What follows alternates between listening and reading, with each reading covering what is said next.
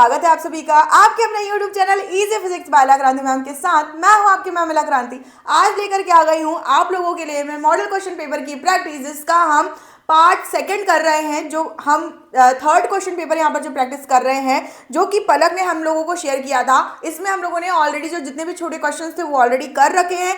आगे ये जो बड़े क्वेश्चंस है वो हम लोगों को करने हैं। तो आज का लेक्चर बहुत इंपॉर्टेंट होने वाला है, इसलिए इस वीडियो की लिंक अपने सभी दोस्तों को फटाफट से शेयर कर देना है, क्योंकि ये मॉडल पेपर जो क्वेश्चंस की प्रैक्टिस है बहुत इंपॉर्टेंट है आपके अपने एग्जाम के लिए। और चैनल को सब्सक्राइब करना, बेल आइकॉन हिट करना बिल्कुल भी नहीं भूलेंगे जो बच्चे नए हैं इस चैनल पर हमारे, और जो बच्चे पहले से हैं वो और भी ज्यादा बच्चों को शेयर करेंगे। इस चैनल की लिंक ज्यादा से ज्यादा बच्चों तक पहुंचाएंगे और वीडियो को लाइक करना बिल्कुल भी नहीं भूलना है, क्योंकि भाई ज्यादा से ज्यादा बच्चों तक अगर ये चैनल की लिंक पहुंच जाएगी तो सबकी तैयारी आसान बन पाएगी, राइट। तो हम जो क्वेश्चन पेपर कर रहे हैं इसको मैं एक बार जल्दी से फटाफट आप लोगों को दिखा देती हूँ। जिन भी बच्चों ने अगर पार्ट 1 नहीं देखा है तो पहले बेटा आप लोग पार्ट 1 जरूर देखिए। हालांकि आप पार्ट 2 भी देखने के बाद पार्ट 1 देख सकते हैं, पर देखिएगा जरूर, क्योंकि इससे आप लोगों की तैयारी काफी अच्छी हो रही है। सॉल्यूशंस को यहाँ पर समझ लेने के बाद एक बार खुद से जरूर ट्राई करेंगे, है ना। आप अपने अकॉर्डिंग अगर आप लोगों को स्पीड ज्यादा या कम लगती है तो अकॉर्डिंगली आप जो है इस वीडियो की स्पीड बढ़ाकर या घटाकर देख सकते हैं। मोस्ट प्रोबेबली बच्चे जो ऑलरेडी रिवीजन के स्टेज पर है, मैं उसको यही सजेस्ट करूंगी कि थोड़ी स्पीड और बढ़ाकर देखो, ताकि कम टाइम में ज्यादा क्वेश्चंस की प्रैक्टिस आप कर पाओ, राइट। तो ये क्वेश्चन पेपर हमारा रहा। हाँ जी, तो हम कौन से क्वेश्चन पर थे लास्ट? हम जो है अनुचुंबकीय प्रश्न हम लोगों ने किया था, ये वाला प्रश्न हम लोगों ने किया था। हाँ जी, इसके बाद हम लोगों ने जो है यहाँ पर प्रिज्मा का कोण और विचलन कोण जो हम लोगों को इक्वल दिया था, ये वाला प्रश्न भी हम लोगों ने पहले सेशन में कर लिया है। अब इसके बाद जो अगला प्रश्न है हमारा, वो 3 नंबर का सवाल हमारा, पीएन संधि में अग्र अभिनति तथा पश्च अभिनति क्या होती है, अग्रधारा तथा पश्च धारा में क्या अंतर होता है, ये हम लोगों को यहां पर स्पष्ट करना है।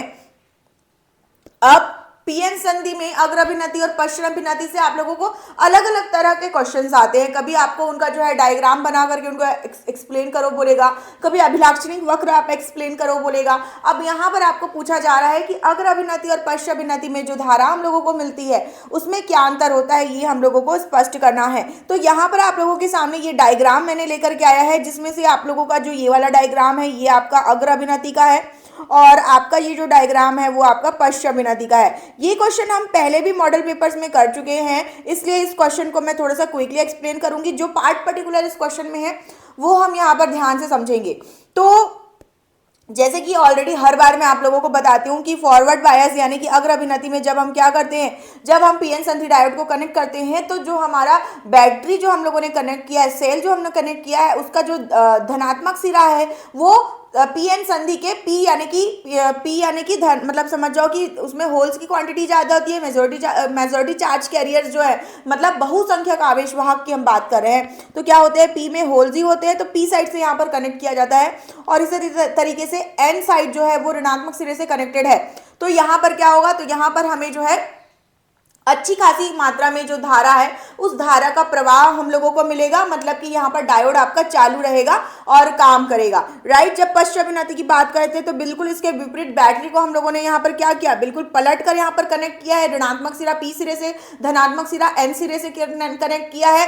अब यहाँ पर होता क्या है, यहाँ पर अवरोध उत्पन्न हो जाता है धारा के प्रवाह में, जिसके कारण हम लोगों को यहाँ पर बहुसंख्यक आवेश वाहकों के कारण धारा प्राप्त नहीं होती है, राइट। तो यहाँ पर जो आपका जो डायोड है वो बंद परिपथ की तरह कार्य करेगा, लेकिन यहाँ पर जो अल्पसंख्यक आवेश वाहक है उनके वजह से हमें बहुत ही निम्न नगण्य मात्रा में जो धारा मिलती है, उसी को यहाँ पर जो है हम लोगों को अंतर स्पष्ट करने के लिए पूछा गया है। तो उससे पहले एक बार कॉन्सेप्ट को हम समझ लेते हैं। समझना क्या है आपको यहाँ पर, तो यहाँ पर आपको ध्यान देना है कि जैसे कि यहाँ पर जो पीएन संधि डायोड है, आप चित्र में देख पा रहे हैं कि यहाँ पर जो ये आपको जो दिखाई दे रहे हैं ये सारे के सारे होल्स हैं, और होल्स की अधिकता है, इसीलिए जो आवेश वाहक के रूप में यहाँ पर कार्य कर रहे हैं वो कौन है, होल। मात्रा में अधिक है इसलिए हम इनको बहुसंख्यक बोल रहे हैं, तो बहुसंख्यक आवेश वाहक हो गए होल। अब ठीक इसके विपरीत अगर हम एन टाइप अर्धचालक की बात करें तो यहाँ पर है ये जो है हमारे पास ये क्या है, इलेक्ट्रॉन्स है, जो डार्क सर्कल में आपको दिखाया गया है, ये इलेक्ट्रॉन्स यहाँ पर ज्यादा है, तो बहुसंख्यक आवेश वाहक क्या हो गए, इलेक्ट्रॉन्स हो गए। क्योंकि जब पीएन संधि का निर्माण होता है, डायोड से पहले जब पीएन संधि बनाई जाती है तो वहां पर जो है संधि बनाते समय क्या होता है कि जो संधि का ये लाइन जो आप देख पा रहे हो, यहां पर कुछ दूरी के लिए एक लेयर बन जाती है जिसको हम जो है क्या बोलते हैं, डिप्लीशन लेयर जिसको हम कहते हैं। अब ये जो लेयर हम लोगों की यहाँ पर बन चुकी है, इस लेयर में क्या होता है कि जो आपका पी सिरा है उसमें कुछ इलेक्ट्रॉन्स जो है यहाँ पर ट्रांसफर हो जाते हैं एन साइड से, और जो आपका एन सिरा है उसमें कुछ होल्स जो है पी टाइप के आपके क्या हो जाते हैं, ट्रांसफर हो जाते हैं। और इस तरीके से आपका ये जो लेयर बीच में जो बना होता है, जैसे ही हम क्या करते हैं अग्र अभिनति में यहाँ पर क्या कर रहे हैं, हम डायोड को जब कनेक्ट कर रहे हैं तो यहाँ से क्या होती है, धारा प्रवाहित होती है। अब जैसे ही धारा प्रवाहित हुई है ना, तो क्या हुआ कि ये जो धारा का प्रवाह है वो जाएगा आपके पीएन संधि डायोड से। अब ये क्या करेगा, विद्युत क्षेत्र उत्पन्न करेगा। देखो इस डिप्लीशन रीजन के कारण क्या होता है, विपरीत दिशा में यहाँ पर जो है ऑलरेडी एक छोटा सा विद्युत क्षेत्र बन चुका होता है। इनके सापेक्ष विभवांतर होता है जिसको हम विभव प्राचीर के नाम से जानते हैं। अब होगा क्या, अग्रदिशिक अभिनति में ये कार्य कैसे कर रहा है, तो बैटरी से धारा प्रवाहित हुई तो हुआ क्या कि ये धारा आपके पीएन संधि डायोड से जो है मतलब कि गुजरी। क्यों ये गुजरेगी, क्यों मतलब कि इसलिए गुजर रही है क्योंकि हो क्या रहा है, क्योंकि हम लोगों ने बैटरी के धनात्मक सिरे को यहाँ पर पी टाइप से किया है, ठीक है, पी टाइप से कनेक्ट किया है। तो पी टाइप के जो होल्स है वो आपके धनात्मक सिरे से प्रतिकर्षित होकर के अपने घर पे ही है, ठीक है, ये समझ जाओ कि अपने घर पे ही है। तो जो धारा है केवल और केवल वही बैटरी से निकल के जो है पी अर्धचालक की तरफ जा रही है, और पी के साथ साथ पी से क्योंकि एन जुड़ा हुआ है संधि के तौर पर, तो वहां पर वो पी से एन की तरफ जाएगी। अब होगा क्या, क्योंकि धारा यहाँ पर प्रवाहित हो रही है और धारा प्रवाहित होने के कारण यहाँ पर एक विद्युत क्षेत्र उत्पन्न होगा, जो कि क्या होगा, जो विभव प्राचीर के कारण जो विद्युत क्षेत्र है उसके विपरीत दिशा में, जो कि इस डिप्लीशन रीजन को, इस लेयर को क्या करेगा, रिड्यूस करेगा, कम करेगा। और जैसे ही ये कम करेगा उसकी वजह से आपकी धारा क्या होगी, जैसे ही डिप्लीशन रीजन कम होगा तो ये धारा पीएन संधि से प्रवाहित होकर के एक बंद परिपथ की तरह, एक चालू परिपथ की तरह ये क्या करेगा, कार्य करेगा। अब होल्स और इलेक्ट्रॉन्स के फॉर्म में अगर बात करें तो होगा क्या, क्योंकि ये आपका जो लेयर है ये धीरे धीरे घट करके खत्म हो जाएगा। खत्म होने के बाद क्या होगा कि जितने भी पी के इसके जो होल्स है वो सारे के सारे एन साइड चले जाएंगे, यानी कि जो पी टाइप के बहुसंख्यक आवेश होल्स हैं वो चले जाएंगे आपके एन साइड में, और एन साइड के जो इलेक्ट्रॉन्स है बहुसंख्यक आवेश वाहक वो आ जाएंगे आपके पी साइड में। तो आपके इलेक्ट्रॉन्स जो है इस दिशा में और होल्स जो है आपके जो है इस दिशा में, जिस दिशा में आपको मैं डायग्राम में बता रही हूँ, इस तरीके से बिल्कुल फ्लो होने लगेंगे। और इस तरीके से यहाँ पर फ्लो इलेक्ट्रॉन्स, अर्धचालक में क्या होगा, इलेक्ट्रॉन्स और यहाँ पर जो मुख्य बहुसंख्यक आवेश वाहक इलेक्ट्रॉन्स और बहुसंख्यक आवेश वाहक जो होल्स है, इनके प्रवाह के कारण हम लोगों को क्या मिलती है, यहाँ पर जो है इनके प्रवाह के कारण हम लोगों को विद्युत क्षेत्र की दिशा में यहाँ पर हम लोगों को धारा प्राप्त होती है अग्रभिनति में, ठीक है। अब इस धारा के लिए ही हम लोगों को कंपैरिजन पूछा है, तो भाई यहाँ जो धारा प्राप्त हो रही है अग्रभिनति में हमें बहुसंख्यक आवेश वाहक के प्रवाह के कारण प्राप्त हो रही है। अब इसी के विपरीत अगर हम बात करें यहाँ पर किसकी, यहाँ पर हम बात करें जो है हमारे पश्चाभिनति में, तो पश्चाभिनति में क्या होता है कि पश्चाभिनति में कनेक्ट होते ही, क्योंकि हमारा ऋणात्मक सिरा यहाँ पर पी टाइप यानी कि जहां पर बहुसंख्यक आवेश वाहक होल्स है इनसे जुड़ा हुआ है, तो क्या करेंगे, ये होल्स जो है यहाँ पर आकर्षित हो जाएंगे इस ऋणात्मक सिरे से, क्योंकि विपरीत यहाँ पर टर्मिनल्स है, राइट। तो आकर्षण के कारण क्या होंगे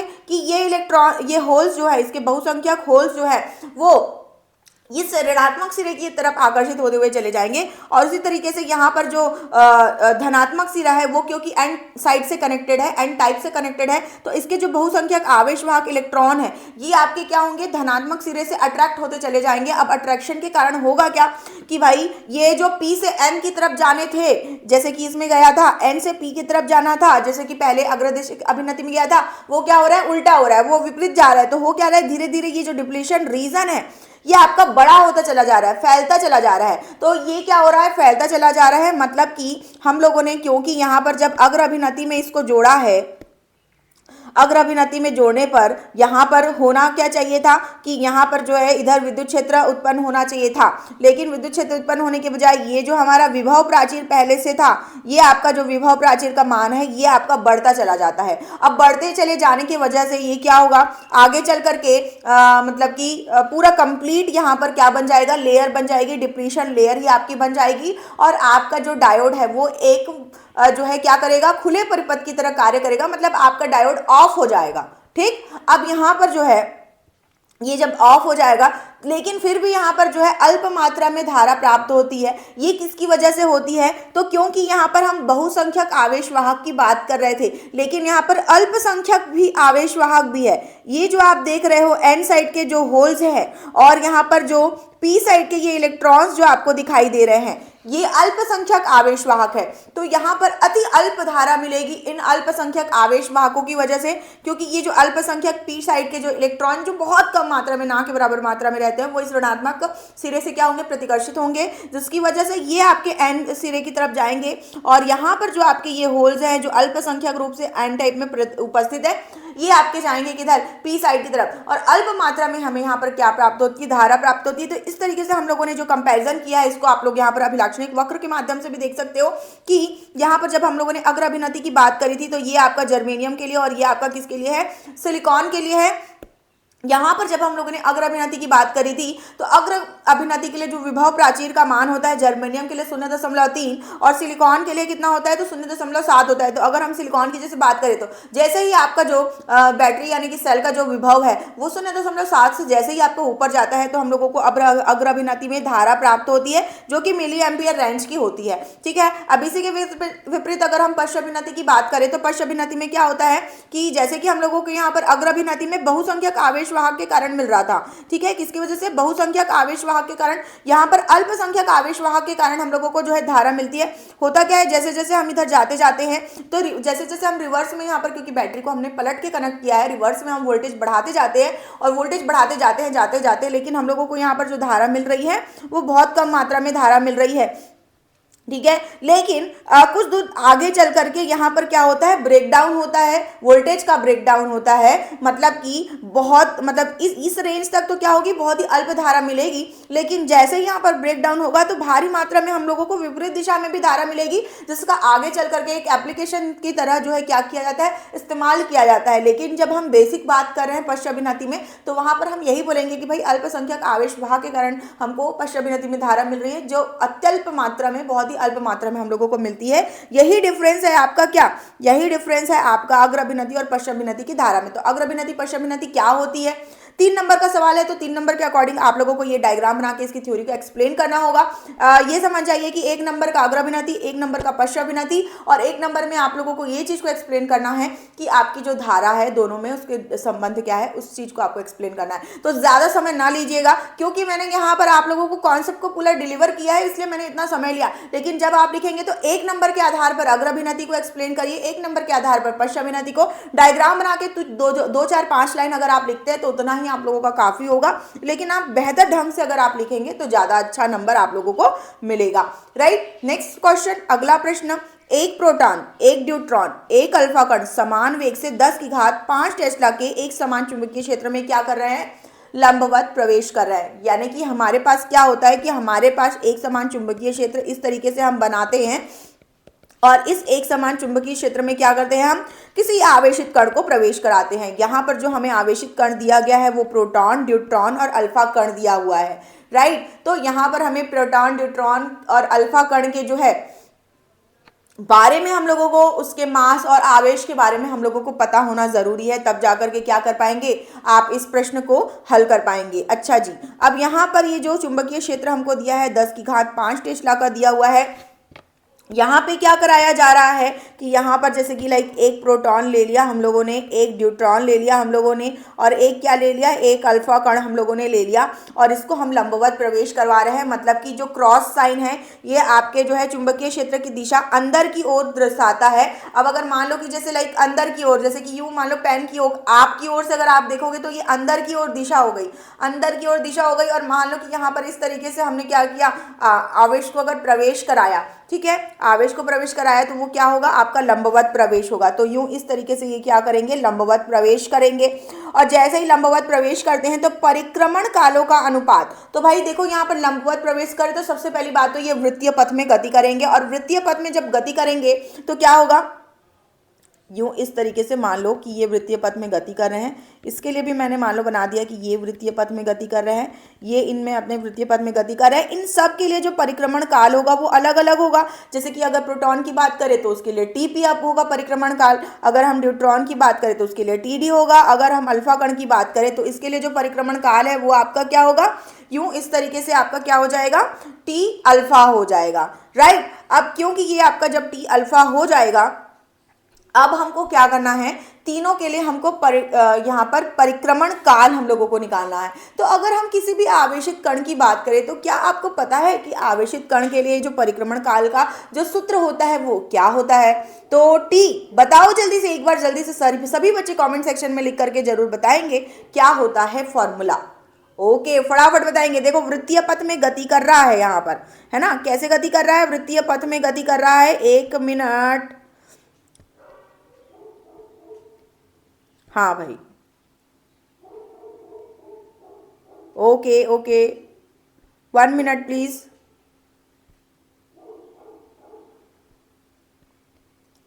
हाँ जी, तो ये ले लेते हैं हम यहाँ पर, हाँ भाई, तो बिल्कुल आप ध्यान दीजिएगा, हम क्या बात कर रहे थे यहाँ पर कि हम यहाँ पर बात कर रहे हैं हमारे परिक्रमण काल की। तो मैं आपसे फॉर्मूला पूछ रही थी, आई होप कि आप लोगों ने अभी तक के कमेंट सेक्शन में जरूर कमेंट करके बता दिया होगा। वापस से हम कंटिन्यू कर रहे हैं। तो भाई जब वृत्तीय पथ में गति कर रहा है तो हम लोगों को क्या पता है, त्रिज्या पता है, आर इज इक्वल टू क्या, M V upon Q B, right. अब यहाँ से हम लोगों के पास जो है परिक्रमण काल का भी सूत्र होना चाहिए, आप लोगों को पता होना चाहिए कि वृत्तीय पथ के लिए जो परिक्रमण काल का सूत्र होता है वो होता है आप लोगों का 2 पाई एम अपॉन क्या होता है, क्यू बी। तो बिल्कुल इसको आप ध्यान रखिएगा, क्यों, क्योंकि ये सूत्र अगर आप लोगों को पता रहेगा तभी आप लोग क्या कर पाएंगे, इस क्वेश्चन को सॉल्व कर पाएंगे। और ये जो परिक्रमण काल का सूत्र है वो प्रोटॉन के लिए, न्यूट्रॉन के लिए और अल्फा कण के लिए, तीनों के लिए ही आप लोगों का क्या होगा, तीनों के लिए ही आप लोगों का अलग अलग होगा। तो आप क्या कर सकते हैं यहाँ पर, जैसे कि टी प्रोटॉन के लिए लिखेंगे, आप लिखेंगे क्या, टी न्यूट्रॉन के लिए, और टी आप लिखेंगे किसके लिए, अल्फा कण के लिए, और तीनों का अनुपात आप निकालेंगे। तो इसके लिए आपको क्या क्या पता होनी चाहिए, तो 2 pi M P upon Q B, ठीक है। तो ये प्रोटॉन का आवेश हो गया। चुंबकीय क्षेत्र सबके लिए समान है, 2 पाई सबके लिए समान है। तो आपको यहाँ पर जो है पता क्या क्या होना चाहिए, तो आपको यहाँ पर द्रव्यमान पता होना चाहिए और आवेश पता होना चाहिए। तो अगर हम यहाँ पर प्रोटॉन की बात करें तो प्रोटॉन के लिए तो आवेश जो है इलेक्ट्रॉन के आवेश के बराबर ही होता है। चुंबकीय क्षेत्र का मान हमें 10 की घात 5 प्रश्न में दिया हुआ है, और यहाँ पर 2 पाई। और यहाँ पर द्रव्यमान की अगर बात करें तो प्रोटॉन का द्रव्यमान क्या होता है भाई, पता है किसी को, यस और नो, जल्दी से बताएंगे, आपको पता होना जरूरी है। ये होता है 1.67 इंटू 10⁻⁻27 किलोग्राम।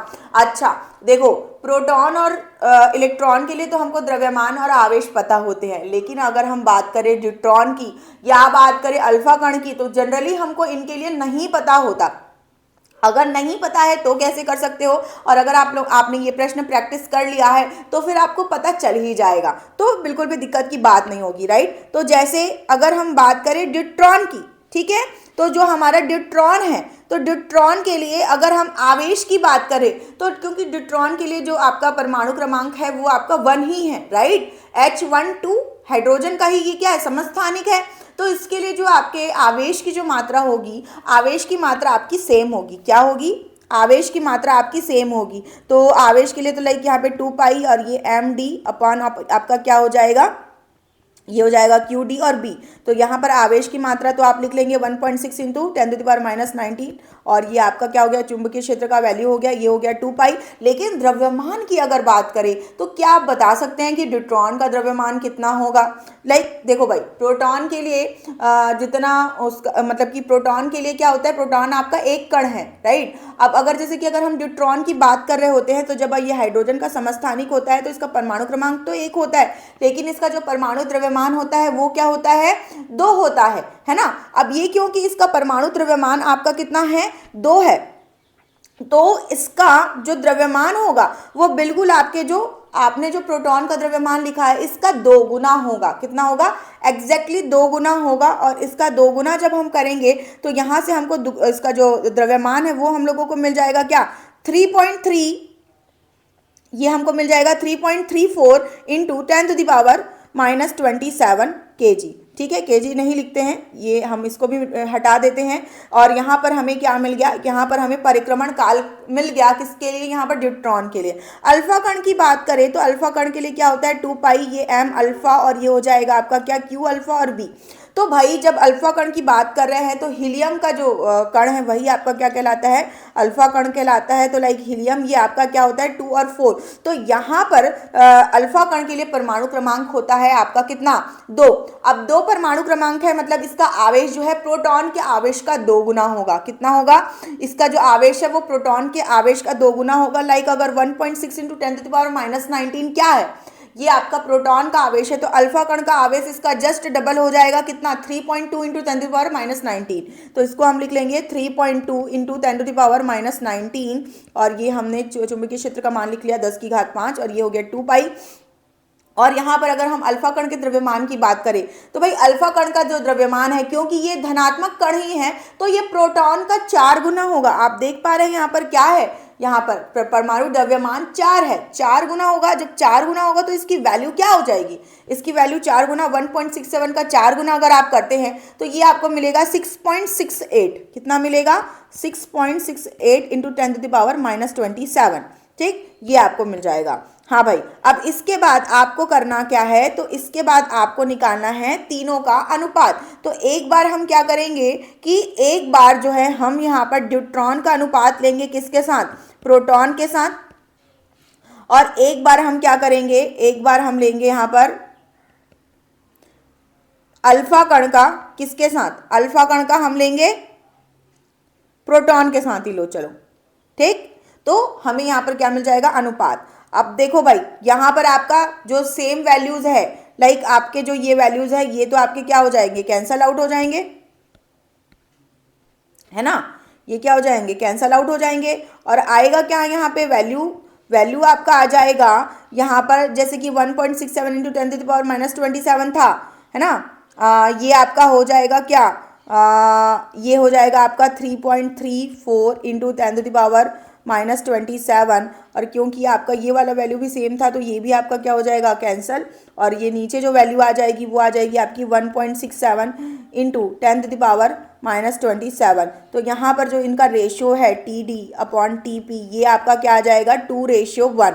ठीक, तो ये प्रोटॉन और न्यूट्रॉन का रेशियो निकल गया। अब अगर हम रेशियो निकालेंगे अल्फा और प्रोटॉन का, तो अल्फा और प्रोटॉन के लिए भी यहाँ पर क्या होगा, बिल्कुल इसी तरीके से। लाइक प्रोटॉन के लिए यहाँ पर आपका क्योंकि यहाँ पर देखो, जब हम इसके साथ इसको कनेक्ट कर रहे हैं तो यहाँ पर ये 1.6 इंटू 10⁻⁻19, राइट। तो क्योंकि यहाँ पर ये आपका क्या हो जाएगा, ये आपका यहाँ पर ये हो जाएगा, क्योंकि आवेश भी सेम नहीं है, तो 3.2 इंटू 10⁻⁻19 हम इसको लिख लेते हैं। ऊपर में आपका आ जाएगा 1.6 इंटू 10⁻⁻19, क्योंकि मैंने रिवर्स कर दिया। आप अगर स्टेप वाइज लिखो, मैं आपको डायरेक्ट बता रही हूँ, आप स्टेप वाइज लिख सकते हैं, ठीक है, बिल्कुल आप स्टेप वाइज लिख सकते हैं। जो मैंने आप लोगों को बोला है, आप एक एक चीज लिख कर वहां पर दिखाइए। और इसी का अगर आप क्या लिखेंगे, इसी का अगर आप जो है, हाँ, यहाँ पर द्रव्यमान लिखेंगे तो अल्फा के लिए द्रव्यमान क्या हो जाएगा, ये हो गया आपका 6.68 इंटू 10⁻⁻27। और यहाँ पर आपका क्या हो जाएगा, ये हो गया 1.67 इंटू 10⁻⁻27।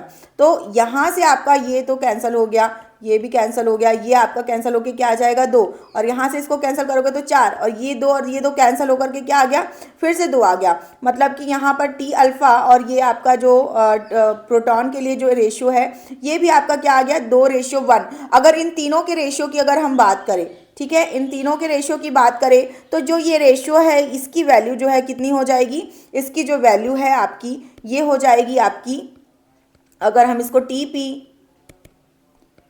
टी अल्फा और टी अल्फा नहीं, टी ड्यूट्रॉन और टी अल्फा इस तरीके से अगर लिखे तो इसको हम लिख सकते हैं 1:2:2। ये आपका क्या हो जाएगा, आंसर। आप देख सकते हैं फटाफट से यहाँ पर, जैसे आप एग्जाम में कैसे लिखेंगे ये आप फटाफट से देख लीजिए। तो सबसे पहले तो आपको प्रोटॉन के लिए, ड्यूट्रॉन के लिए और अल्फा कण के लिए, तीनों के लिए उनके मास और आवेश को जो है एक्सप्लेन करना होगा। इससे पहले आपको साथ ही साथ टाइम पीरियड के बारे में भी एक्सप्लेन करना होगा, जो मैंने आप लोगों को पहले डायग्राम बताया था कि भाई चुंबकीय क्षेत्र के लंबवत प्रवेश कर रहा है तो वृत्तीय गति बनाएगा, और वृत्तीय गति अगर आप लोगों का बना रहा है तो आपकी त्रिज्या का सूत्र, त्रिज्या के सूत्र से किस तरीके से आप 2πm/q भी आपको सूत्र मिलता है वो आप लिख सकते हैं। एंड इसके बाद आप क्या कर सकते हैं, तीनों ही टाइम पीरियड्स के यहाँ पर क्या निकाल सकते हैं, तीनों ही टाइम पीरियड्स के लिए आप यहाँ पर जो है ये इक्वेशंस निकाल सकते हैं। यहाँ पर ये मिसिंग है, इसको मैं लिख देती हूँ, कवर कर देती हूँ। क्या मिसिंग है? तो यहाँ पर ये 1.6 इंटू 10⁻⁻19 आएगा, और यहाँ पर आएगा क्या 1.67 इंटू 10⁻⁻27, तब जाकर ये कंप्लीट होगा। और इस तरीके से जो आंसर आ रहा है 1:2:2, ये आपका क्या आ रहा है? Final answer. तो प्रॉपर अच्छे से आप इस क्वेश्चन को लिखिए, एंड आई होप ये क्वेश्चन आप लोगों के लिए नया होगा, लेकिन उसमें कुछ ज़्यादा नहीं था। अगर आपने वो क्वेश्चन प्रैक्टिस भी नहीं किया है तो थोड़ा सा अगर आप कॉमन सेंस लगा लेते हैं तो आप वो क्वेश्चन को सॉल्व कर सकते हैं। नेक्स्ट क्वेश्चन में हमें दिए गए परिपथ में निम्नलिखित को ज्ञात कीजिए। परिपथ में धारा, परिपथ पर विभव, प्रेरकत्व तथा संधारित्र के विभवों के बीच आप लोगों को क्या निकालना है? कलांतर निकालना है। ठीक, चलो तो सबसे पहले हम लोगों को क्या क्या दिया हुआ है? तो यहाँ पे प्रतिरोध दिया हुआ है 400 ओम, और हम लोगों को यहाँ पर L के सापेक्ष विभव दिया हुआ है 120 वोल्ट, और C के सापेक्ष VC विभव दिया हुआ है क्या? 120 वोल्ट दिया हुआ है। निकालना क्या क्या है? तो हमें धारा ज्ञात करनी है, प्रतिरोध पर विभव यानी कि VR का मान ज्ञात करना है, प्रेरकत्व तथा संधारित्र के विभवों के बीच में आपको क्या करना है? कलांतर ज्ञात करना है। किसके किसके लिए? तो प्रेरकत्व और संधारित्र के लिए। तो ये VL और VC, इनके बीच आपको फाई कोण फाइंड आउट करना है। अच्छा, सबसे पहली बात आप देखिए कि यहाँ पर जो आप लोगों को ये VL और VC की जो वैल्यू दी है ये आपको सेम दी है। अच्छा, VL और VC की वैल्यू सेम है, इसका मतलब क्या होता है? जैसे कि अगर आप फॉर्मूला की बात करते हैं तो V का वर्ग बराबर क्या होता है? यहाँ पर VR का वर्ग प्लस VL माइनस VC का वर्ग। ठीक है, अब यहाँ पर क्योंकि हमें VL और VC सेम दिया हुआ है, इसका मतलब क्या है कि ये वाला हिस्सा आपका कैंसल आउट हो जाएगा, मतलब कि आपका V इज इक्वल्स टू क्या हो जाएगा? VR हो जाएगा। और क्योंकि V is equals to VR है, इसका मतलब आपका कौन सा कंडीशन हो गया? अनुनाद की स्थिति, या फिर हम इसको क्या कहते हैं? रेजोनेंस कंडीशन, या फिर हम इसको अनुनाद की स्थिति कहते हैं। अब अनुनाद की स्थिति के लिए क्या हो रहा है? क्योंकि आपका केवल और केवल प्रतिरोध है, और प्रतिरोध के सापेक्ष विभव निकालना है, मतलब कि आपको V की वैल्यू निकालनी है। तो V की वैल्यू आप इजीली फाइंड आउट कर सकते हैं अगर आप धारा ज्ञात कर लेते हैं। क्या ज्ञात कर लेते हैं? अगर आप धारा ज्ञात कर लेते हैं। अच्छा, अब यहाँ पर अगर आपको धारा ज्ञात करनी है, परिपथ में धारा, तो आप कैसे ज्ञात करेंगे? हमें यहाँ पर इक्वेशन भी दिया हुआ है, V is equals to 200 cos 50 pi t volt, है ना। अब इसके लिए अगर हम क्या निकालें? धारा निकालें, तो कैसे निकल सकता है हमें यहाँ पर धारा? क्योंकि आपका क्या हो जाएगा? ये धारा I बराबर, यहाँ पर धारा I बराबर हो जाएगा क्या? V not by Z। क्या हो जाएगा? V not by Z। अच्छा, क्योंकि VL और VC यहाँ पर बराबर है, इसलिए आपका जो यहाँ पर XL और XC होगा, ये भी क्या होगा? आपस में बराबर। अब क्योंकि XL और XC बराबर है, तो मतलब कि आपको यहाँ पर जो धारा निकालनी है उसके लिए आपको क्या करना पड़ेगा? V not by simply R करना होगा। V नॉट की वैल्यू हम लोगों को प्रश्न में कितनी दी गई है? तो एक बार अगर हम देखें तो 200 हम लोगों को दी गई है। तो यहाँ से हमको वैल्यू क्या मिल जाएगी? ये वैल्यू हमको मिल जाएगी 200 बटे क्या मिल जाएगा हमें? 400। 200 बटे 400 क्यों? क्योंकि R का मान हम लोगों को 400 दिया हुआ है, और यहाँ से आपका मान हो जाएगा क्या? 1/2। अब 1/2 वैल्यू मिल गई किसके लिए? धारा के लिए। हमको एम्पियर का मान, धारा एम्पियर में हम लोगों को पता चल गई। अब धारा ने तो हम लोगों ने निकाल लिया। अब प्रतिरोध पर विभव अगर आप लोगों को ज्ञात करना है, तो जो प्रतिरोध पर विभव होगा वो कितना होगा आप लोगों का? प्रतिरोध पर विभव, तो प्रतिरोध पर जो विभव है VR इज इक्वल्स टू क्या होगा? आपका VR is equals to V ही होगा, और V इज इक्वल्स टू क्या हो जाएगा आपका? ये जो धारा हम प्रवाहित कर रहे हैं I इंटू R, मतलब कि 1/2 इंटू 400, है ना। हाँ, 1/2 इंटू 400। अच्छा, तो क्योंकि अगर हम यहाँ पर बात करें किसकी? अगर हम यहाँ पर इस RMS मान की बात करें, ठीक है, तो RMS मान के लिए हमको यहाँ पर क्या करना होगा? लाइक जैसे कि, अच्छा एक बार फिर से देखो, ध्यान से समझो कि यहाँ पर ये जो हमें प्रश्न दिया है 400, 120, 120 और 200 cos 50 पाई t, ठीक है। अब यहाँ पर हमें परिपथ में जैसे धारा पूछा, प्रतिरोध पर विभव पूछा, है ना, तो हम लोगों ने क्या किया, यहाँ पर हमने यहाँ पर जो है जो विभव का हमारा सूत्र है वो हमारा लगाया कि यहाँ से हमको ये क्लियर हो गया कि अनुनाद की स्थिति है। इसके बाद जब हम लोगों ने यहाँ पर जो धारा ज्ञात की, ये हम लोगों ने वी नॉट बाई आर की, तो क्या ये हम लोगों ने यहाँ पर सही किया? क्या हम लोगों को वी नॉट की जगह वी आर एम एस की वैल्यू लिखनी चाहिए कि क्या क्या लिखनी चाहिए? क्या आप कंफ्यूज हो चुके हैं? यस और नो, एक बार जल्दी से बताओ, बताओ भाई, फटाफट से बता दो।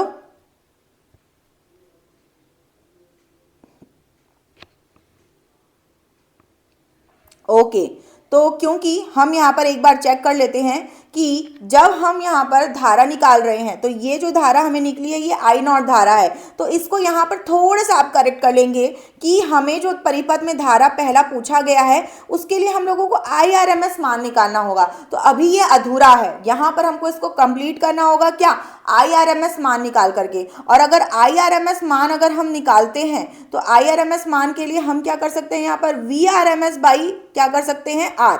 VRMS बाई आर करेंगे तो VRMS बराबर आपका क्या हो जाएगा, V नॉट वर्गमूल 2, यानी कि यहाँ पर 200 वर्गमूल 2/400 होगा। ठीक है, तो ये IRMS धारा का मान हम लोगों को क्या मिल जाएगा यहाँ से, तो ये मिल जाएगा आपका वर्गमूल 2/2, तो ये आपका 1/√2 भी आप इसको लिख सकते हैं। क्या लिख सकते हैं इसको? 1/√2 भी लिख सकते हैं, राइट। या फिर अगर आप इसको सॉल्व करते हैं तो यहाँ से आपको जो IRMS की जो वैल्यू मिल रही है ये वैल्यू आपको मिल जाएगी 0.433 एम्पियर। ठीक है, क्योंकि आपका वर्गमूल 2 का मान क्या होता है, 1.141, अगर आप उसको डिवाइड करेंगे तो 0.433 एम्पियर आप लोगों को क्या मिलेगी, RMS धारा। तो परिपथ की जो धारा है वो आपकी RMS धारा होगी जिसका मान आपका निकल गया।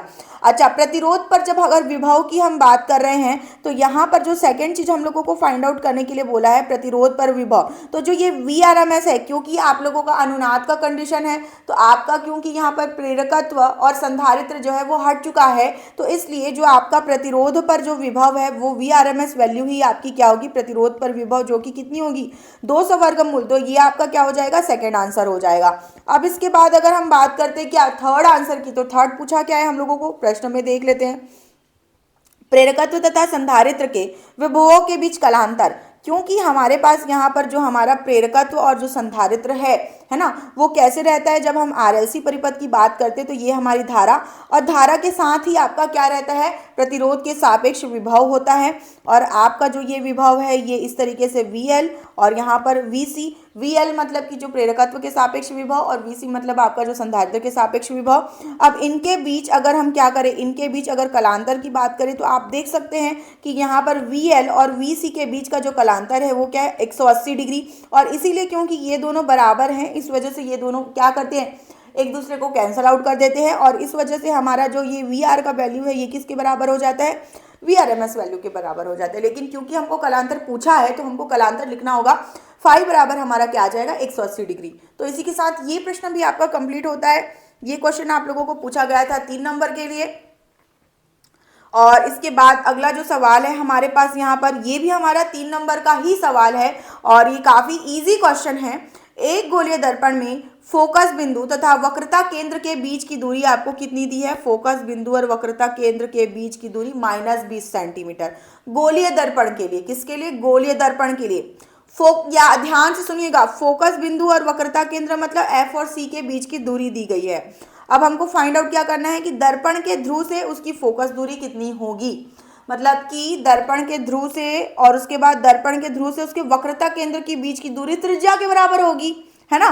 तो एक बार अगर हम ये डायग्राम देखें जहां पर हम लोगों को गोलीय दर्पण के बारे में बताया जा रहा है, तो इस डायग्राम में आपको दिया क्या है, तो जो फोकस दूरी होती है वो आपकी, मान लो कि ये जो वक्रता केंद्र है ये त्रिज्या है, ठीक है। तो त्रिज्या का क्या होती है, मतलब कि त्रिज्या मतलब कि आप अगर फोकस दूरी निकालना चाहते हैं तो फोकस दूरी कैसे निकाल सकते हैं, F बराबर आप कर सकते हैं त्रिज्या बटे 2, ठीक है, त्रिज्या बटे 2 आप कर सकते हैं, क्योंकि आपको यहाँ पर जो है जो दूरी आपको प्रश्न में दी गई है वो आपको वक्रता केंद्र और फोकस बिंदु के बीच की दूरी दी गई है। इसका मतलब आप लोगों को यहाँ पर ये वाली दूरी दी गई है। कौन सी दूरी दी गई है, ये वाली दूरी। अब ये वाली दूरी क्या है, ये आपको -20 सेंटीमीटर दिया हुआ है ना।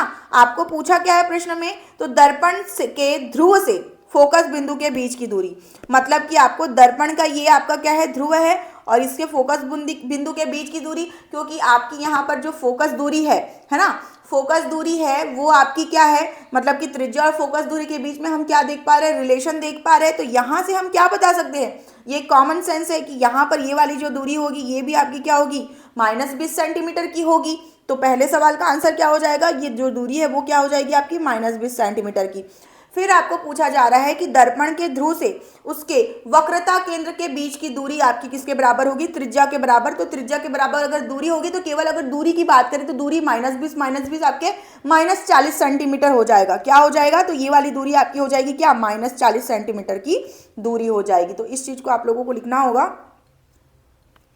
हाँ भाई, तो इसी के साथ जो अगला प्रश्न हम यहाँ पर देख रहे हैं वो प्रश्न को आप प्रॉपर 3 नंबर से आप लोगों को यहाँ पर लिखना होगा। चित्र कैसे लिखोगे, चलो मैं अगले प्रश्न से पहले आप लोगों को यहाँ पर बता देती हूँ थोड़ा कि इस प्रश्न को आप एक्सप्लेन कैसे करोगे। तो जैसे कि आप लोगों को इस प्रश्न में पूछा है गोलीय दर्पण के बारे में, अगर आपको फोकस दूरी, तो आप क्या करेंगे, ये वाला चित्र बनाएंगे। ये वाला चित्र बना करके ध्रुव, वक्रता केंद्र, फोकस दूरी और त्रिज्या के बीच में क्या रिलेशन होता है, इसको आप एक्सप्लेन कर दीजिए। अब जैसे ही आप इसको एक्सप्लेन कर देते हैं तो एक्सप्लेन करने के बाद आप क्या करेंगे, फिर उस चीज को जो है आप डायग्राम के माध्यम से अलग से सेपरेटली बना करके जो चीज मैंने आपको समझाई है उसको आप बता देंगे कि भाई अगर फोकस दूरी और वक्रता केंद्र के बीच की दूरी -20 सेंटीमीटर है, तो क्योंकि हमारी त्रिज्या का आधा होता है तो वहां से हमको ये पता चल जाता है कि ध्रुव से जो फोकस बिंदु की दूरी है वो भी हमारी क्या होगी, -20 सेंटीमीटर की होगी, और वक्रता केंद्र से जो मूल बिंदु की जो दूरी है वो आपकी -40 सेंटीमीटर हो जाएगी। तो इस प्रकार से आपको प्रश्न को एक्सप्लेन करना होगा।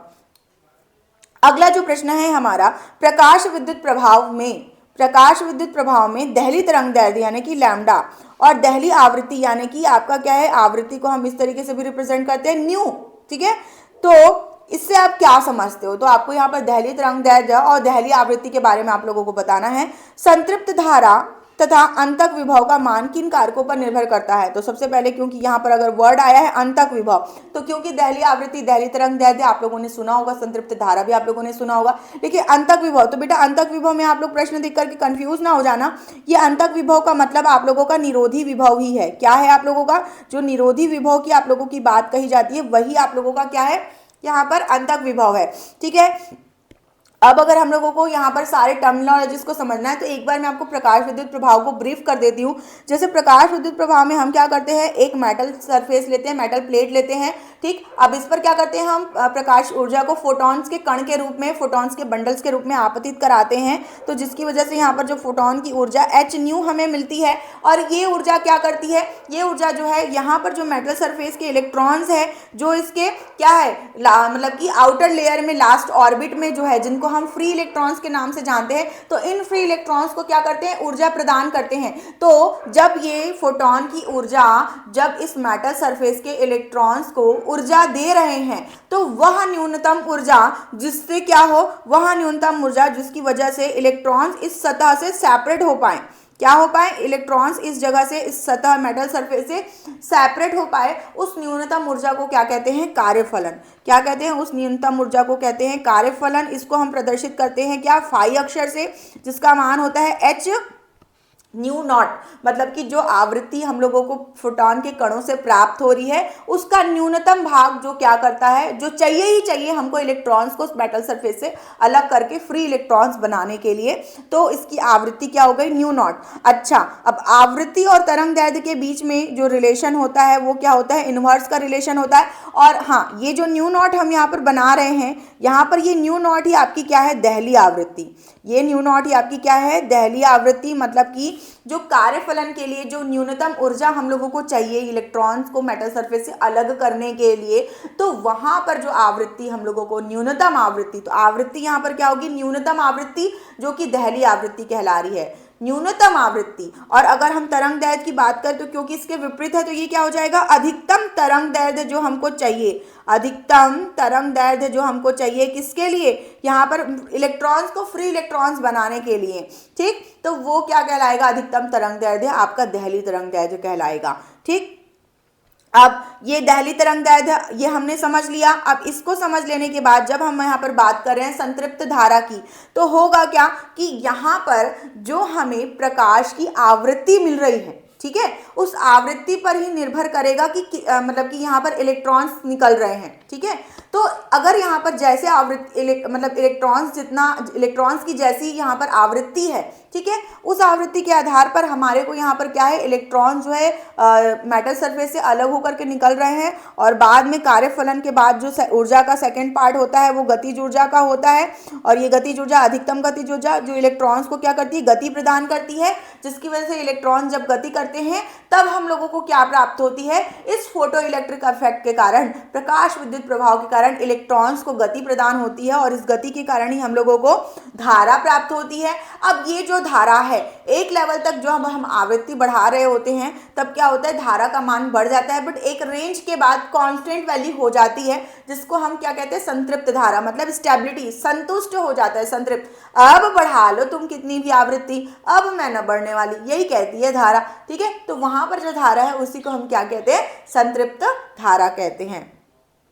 ठीक है, अब ये संतृप्त धारा किन किन कारकों पर निर्भर कर रही है, तो भाई देखो, संतृप्त धारा आपकी आवृत्ति और तरंग दैर्ध्य पर निर्भर कर रही है, डेफिनेटली, है कि नहीं। और अगर हम अंतक विभव की बात करें तो अंतक विभव अब क्या है, तो बेटा अंतक विभव जो है, आप जब यहाँ पर बात कर रहे हैं किसकी, आप जब यहाँ पर बात कर रहे हैं गतिज ऊर्जा की, ठीक, तो ये जो गतिज ऊर्जा है, गतिज ऊर्जा के ई बराबर आपका क्या होता है, ई वी नॉट। यहाँ पर जो वी नॉट है यही आपका क्या है, निरोधी विभव या अंतक विभव। अब इस निरोधी विभव या अंतक विभव की जरूरत क्यों पड़ती है, क्योंकि होता क्या है कि जैसे ही मतलब यहाँ पर हम लोग इलेक्ट्रॉन्स को एनर्जी मिलती है, ये इलेक्ट्रॉन्स क्या करते हैं, गति करते हैं। और जब मान लो हम लोगों को फोटो इलेक्ट्रॉन्स के उत्सर्जन को रोकना होता है तो हम क्या करते हैं, विपरीत दिशा में विभव लगाते हैं। क्या करते हैं, विपरीत दिशा में विभव लगाते हैं। तो विपरीत दिशा में विभव लगाने के कारण होता क्या है कि जो ये फोटो इलेक्ट्रॉन जो उत्सर्जित हो रहे हैं वो आपके धनात्मक प्लेट तक आने से रुकते हैं। और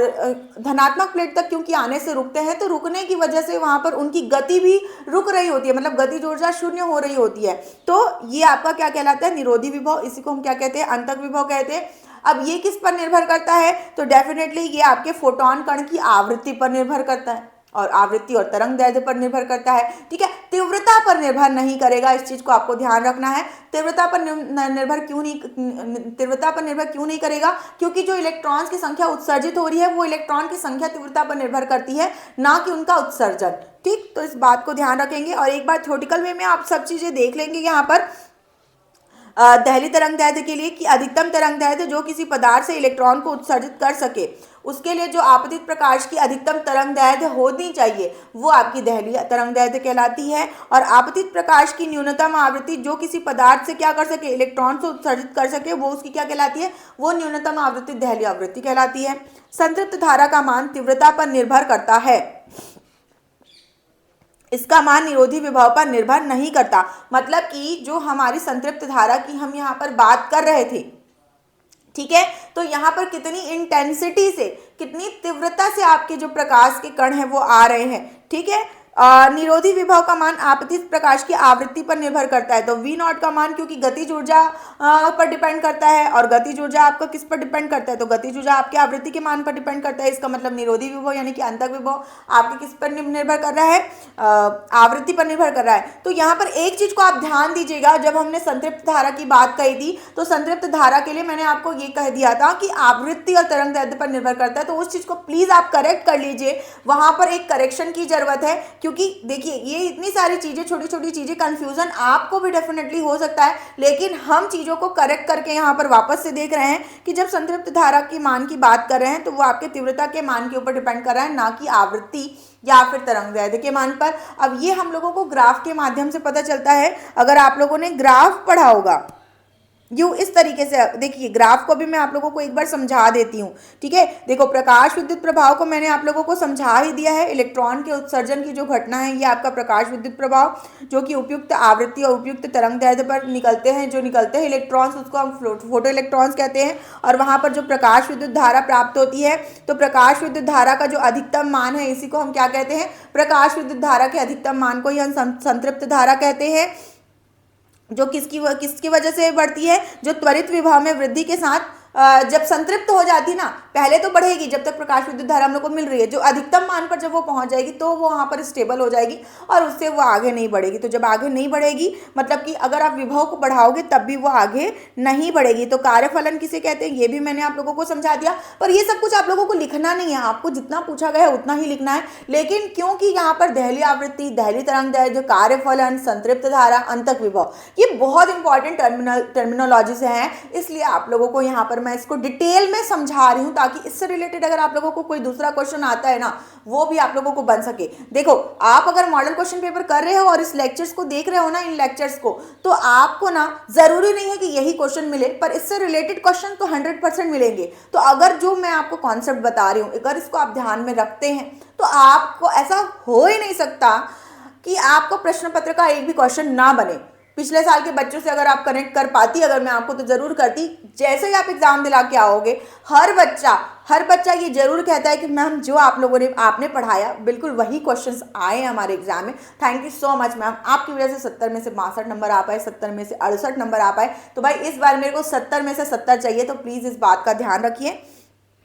हाँ, अब इसके बाद जैसे कि हम यहाँ पर देखो संतृप्त धारा को ग्राफ के माध्यम से जब देख रहे हैं, देख लो भाई यहाँ पर ग्राफ के माध्यम से आप लोगों को बताया है कि हम लोग क्या कर रहे हैं, यहाँ पर जो है क्या कर रहे हैं, पोटेंशियल को अगर बढ़ा रहे हैं, विभव को, देखो आपका विभव धारा क्या है, विभव के समानुपाती होती है।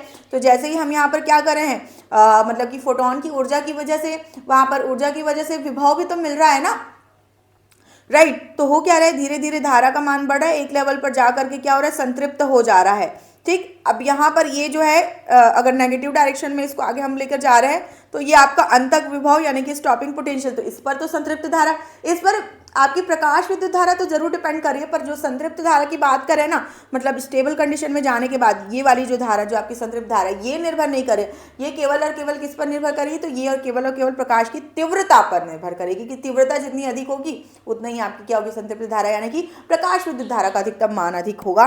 अब ये ग्राफ यहाँ पर आपको नहीं अटेम्प्ट करने हैं, लेकिन क्योंकि 5 नंबर का भी सवाल आता है तो बेहतर है कि आप इस चीज को समझ ले। यहाँ पर यदि हम आपतन विकिरण की तीव्रता को स्थिर रखकर आपतन विकिरण की आवृत्ति बढ़ाते जाते हैं तो क्या होता है, संतृप्त धारा का मान स्थिर रहेगा उसके बावजूद। तो यहाँ से क्या पता चल गया कि आवृत्ति पर निर्भर नहीं कर रहा है बल्कि किस पर निर्भर कर रहा है, तीव्रता पर निर्भर कर रहा है। तो इस चीज को आप ध्यान से समझ लीजिए, बिल्कुल ये इंपॉर्टेंट है और ये आप लोगों को बताया भी है। ये आपको जो दिया गया है ये अलग अलग आवृत्तियां दी गई है, अलग अलग आवृत्ति के लिए भी यहाँ पर क्या हो रहा है, अंतक विभव का मान तो बदल रहा है। अंतक यहाँ से क्या सिद्ध होता है कि आपका अंतक विभव आवृत्ति पर डिपेंड करता है, अंतक विभव आवृत्ति पर डिपेंड करता है, लेकिन संतृप्त धारा आवृत्ति पर डिपेंड नहीं करती। तीनों की अलग अलग आवृत्ति के प्रकाश के कणों के लिए भी आपकी जो संतृप्त धारा का मान है वो एक समान है। ठीक, तो ये आपका मतलब कंप्लीट कॉन्सेप्ट को मैंने समझा दिया है। अब लिखना जो है आपको, जो ये वाला पार्ट है इसको आप जो है डायग्राम वहां पर बना सकते हो, है ना। 3 नंबर का प्रश्न है तो 3 नंबर के अकॉर्डिंग जितना समय है उसके अकॉर्डिंग आप मैनेज करके लिख सकते हो। अगला प्रश्न, पीएन संधि डिस्टकरण से आप क्या समझते हैं, अर्ध तरंग डिस्टकारी तथा पूर्ण तरंग डिस्टकारी का परिपथ आरेख बनाकर बताइए। अब ये भी 3 नंबर का ही सवाल है आपका। तो सबसे पहली बात, जब हम यहाँ पर पीएन संधि का क्या कहते हैं इसको, डिस्टकारी किसे कहते हैं, पीएन संधि डिस्टकारी किसे कहते हैं, तो भाई हम इससे पहले पीएन संधि डायोड के बारे में पढ़ रहे थे जिसको हम लोगों ने अग्र अभिनति में और पश्च अभिनति में रखा था। तो जैसे कि अगर पीएन संधि डायोड की संख्या, यहाँ पर प्रतीक चिन्ह की बात करें तो इस तरीके से आपका प्रतीक चिन्ह जब अग्र अभिनति में है तो क्या होता है, इसके सापेक्ष हम लोगों को धारा मिलती है। जब हम इसको क्या कर देते हैं, इसको पश्च अभिनति में कर देते हैं तो हम लोगों को यहाँ पर धारा का मान प्राप्त नहीं होता, मिलता है लेकिन अल्प संख्या के कारण, जिसको हम नेग्लिजिबल मानते हैं। तो कॉन्सेप्ट समझाने के समय में मैंने आप लोगों को वहां पर धारा का संबंध जब बताना था तब मैंने बताया, लेकिन हम यहाँ पर क्या करेंगे, धारा का मान हम 0 लिखेंगे कि आपका परिपथ बंद हो जाता है। ठीक, ये चीज हम लोगों को मिलता है। अब जब हम यहाँ पर दिष्टकारी की बात कर रहे हैं तो हम दिष्टकारी का मतलब ये होता है कि हमारे पास अगर जैसे कि कई ऐसी युक्तियां होती है, जैसे जनरेटर हो गया या ट्रांसफार्मर हो गया। जैसे कि अगर हम ट्रांसफार्मर की बात करें तो जो हमारा ट्रांसफार्मर जिसको हम इस तरीके से क्या करते हैं, प्रदर्शित करते हैं प्रतीक चिन्ह, यहाँ पर क्या होता है, यहाँ पर जो है प्रत्यावर्ती धारा और विभव होता है। अब अगर मान लो कि हमको प्रत्यावर्ती धारा और विभव को किस में कन्वर्ट करना है, दिष्ट धारा या दिष्ट विभव में कन्वर्ट करना है। जैसे कि आपकी प्रत्यावर्ती धारा इस तरीके से परिमाण और दिशा लगातार बदल रही है, जबकि दिष्ट धारा में आपका परिमाण और दिशा भी आपका क्या है, सेम है, और आवृत्ति आपकी शून्य है। यहाँ पर आवृत्ति आपकी लगभग 50 हर्ट्ज होती है, यहाँ पर आवृत्ति आपकी क्या है, शून्य है। ठीक, अगर आपकी मान लो कि यहाँ पर आवृत्ति अगर आपकी शून्य है, ये इस तरीके से हम लोग को क्या मिली, दिष्ट धारा मिली। अब अगर मान लो कि हमको करना क्या है कि जब इस तरीके से प्रत्यावर्ती को दिष्ट में परिवर्तित करना है, तो प्रत्यावर्ती को दिष्ट में परिवर्तित करने के लिए जिस सिस्टम का इस्तेमाल करते हैं उसको हम कहते हैं दिष्टिकारी, जो किससे बनता है, पीएन संधि डायोड से बनता है। और ये दो प्रकार का होता है, अर्ध तरंग दिष्टिकारी और पूर्ण तरंग दिष्टिकारी। तो जब हम अर्ध तरंग दिष्टिकारी की बात कर रहे हैं तो डायग्राम में आप यहाँ पर देख सकते हैं कि हम यहाँ पर केवल एक ही पीएन संधि डायोड का इस्तेमाल कर रहे हैं। अब एक से पीएन संधि डायोड का इस्तेमाल कर रहे हैं, अब क्योंकि हमारे पास यहाँ पर क्या होता है, जो हम यहाँ पर मतलब ट्रांसफार्मर जो लगा रखे होते हैं, तो ट्रांसफार्मर में क्योंकि हमारा प्रत्यावर्ती धारा और प्रत्यावर्ती विभव जिसमें परिमाण और दिशा लगातार बदल रही है। अब क्योंकि अगर लगातार बदल रही है मतलब कि आधे चक्र में और अगले आधे चक्र में, आधे चक्र में धनात्मक तो अगले आधे चक्र में ये क्या होगी, विपरीत दिशा में यानी कि ऋणात्मक। तो आधे चक्र में क्या होगा, ये पीएन संधि डायोड आपका अग्र अभिनति में होगा, अगले आधे चक्र में ये पीएन संधि डायोड आपका क्या होगा, पश्च अभिनति में होगा। तो जब ये अग्र अभिनति में होगा तब तो आपका क्या होगा, डायोड के सापेक्ष आपको धारा मिलेगी, जो कि यहाँ पर क्या मिलेगी आपको, निर्गत विभव, मतलब कि लोड के सापेक्ष जो यहाँ पर पीछे आपको लोड रजिस्टर कनेक्ट हुआ है, तो यहाँ पर निर्गत विभव के रूप में आपको क्या होगी, प्राप्त होगी। लेकिन अगले आधे चक्र की बात करें, ऋणात्मक चक्र की बात करें, तो बेटा ऋणात्मक चक्र में क्या होगा, क्योंकि आपका क्या होगा, ये पश्च अभिनति में हो जाएगा, और क्योंकि पश्च अभिनति में आपको क्या है, धारा प्रवाह होकर नहीं मिलती, आपका परिपथ क्या होता है, टूट जाता है, बंद हो जाता है, इसलिए हम लोगों को यहाँ पर निर्गत विभव नहीं मिलेगा। तो इस वजह से जब हम पीएन दिष्टिकारी का इस्तेमाल कर रहे हैं, मतलब पीएन संधि डायोड का इस्तेमाल दिष्टिकारी में कर रहे हैं अर्ध तरंग दिष्टिकारी के रूप में, तो क्योंकि अर्ध तरंग दिष्टिकारी में हम लोग एक ही डायोड का यूज कर रहे थे, तो हमें केवल और केवल आधे तरंग के लिए यहाँ पर क्या मिल रहा है, आधे तरंग के लिए ही हमें आउटपुट यानी कि निर्गत वोल्टता या निर्गत धारा हम लोगों को प्राप्त हो रही है, और यहाँ पर हम लोगों को शून्य मिल रही है। क्या मिल रही है, शून्य मिल रही है। ठीक है, तो ये हम लोगों ने क्या किया, देखो 3 नंबर का सवाल है जिसमें आपको सबसे पहले पीएन संधि दिष्टिकारी किसे कहते हैं, इसको आप लोगों को बताना है। तो भाई पीएन संधि डायोड का इस्तेमाल जब हम प्रत्यावर्ती धारा या विभव को दिष्ट धारा या विभव में बदलने के लिए करते हैं तो उसको पीएन संधि दिष्टिकारी कहते हैं। इस तरीके से आपको लिखना।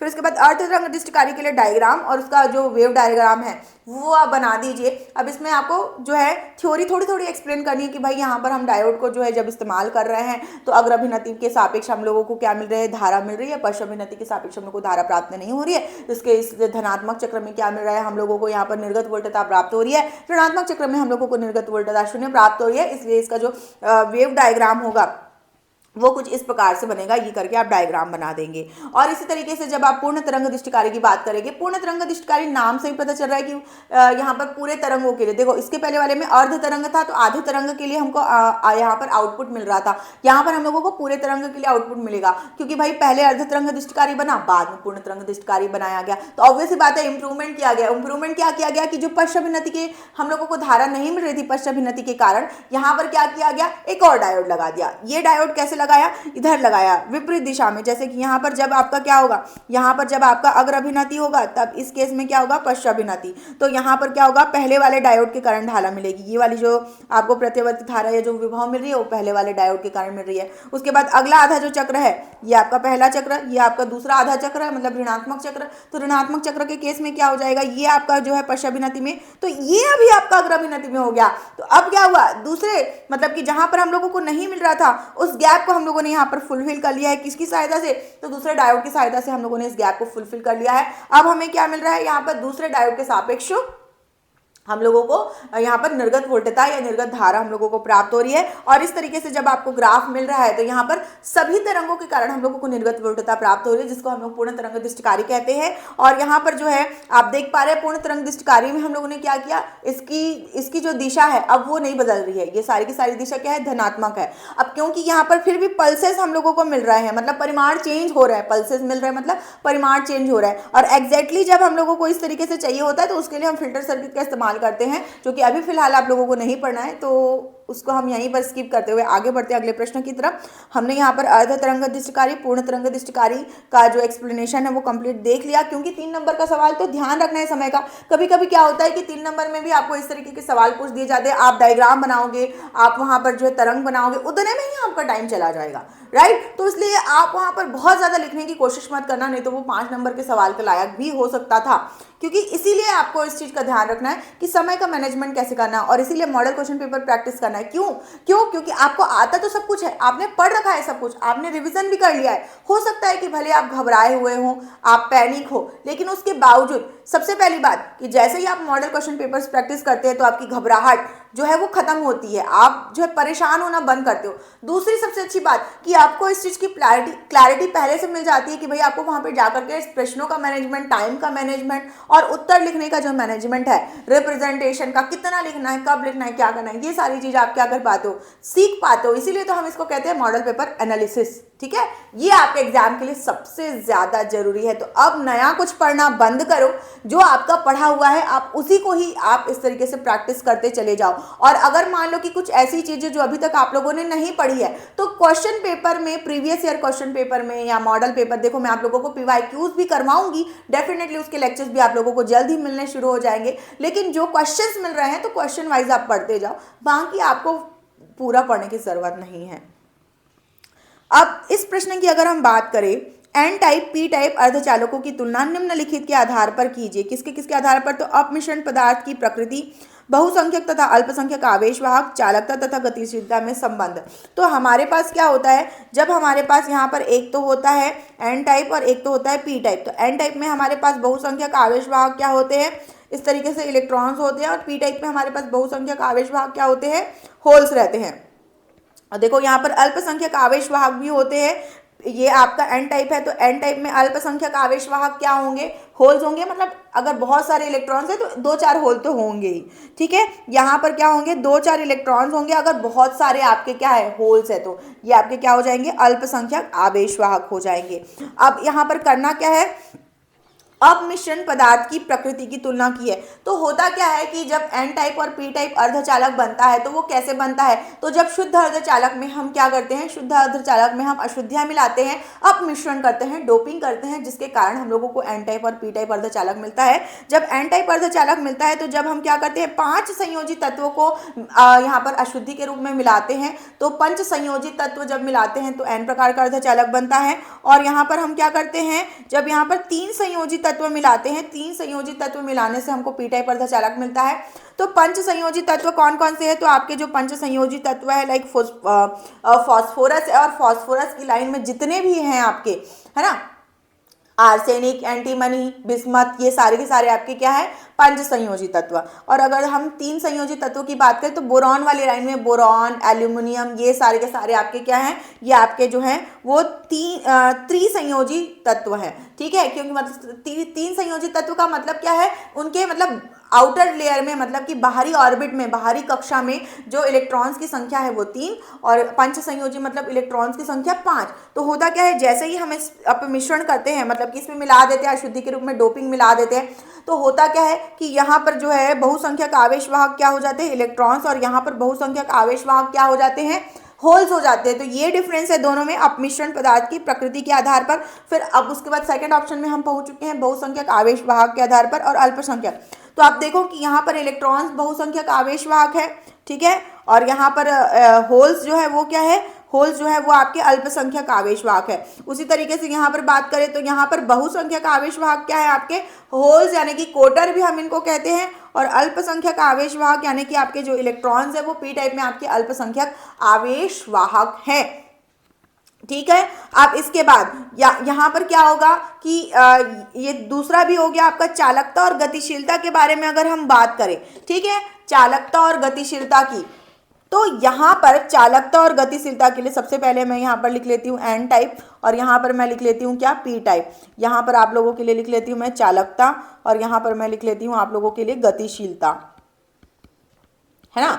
तो जब हम बात करते हैं किसकी, गतिशीलता या चालक, पहले गतिशीलता की ही बात कर लेते हैं चलो। तो गतिशीलता के लिए जब बात करें तो इलेक्ट्रॉन्स की गतिशीलता जो है होल्स की गतिशीलता की कंपेयर में क्या होती है, ज़्यादा होती है। यानी कि आपका जो एन टाइप है, एन टाइप में जो आपकी गतिशीलता होगी वो ज़्यादा होगी पी टाइप की तुलना में। क्या होगा, एन टाइप में आपकी गतिशीलता ज़्यादा होगी, इसमें आपकी क्या होगी, ज़्यादा, और यहाँ पर क्या होगी, कम, तुलना अगर करें तब के केस में।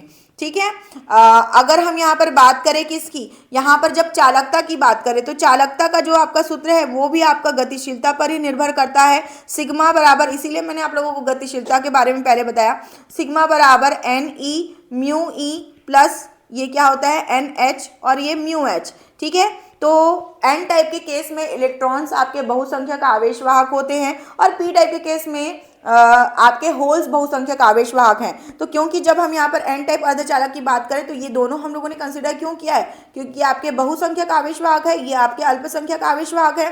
ठीक है, अब क्योंकि यहाँ पर बहुसंख्यक आवेशवाहक अगर इलेक्ट्रॉन्स है मतलब कि आपका क्या हो गया, इसकी संख्या ज़्यादा हुई, मतलब कि आपकी चालकता भी क्या होगी, एन टाइप के लिए आपकी चालकता अधिक होगी।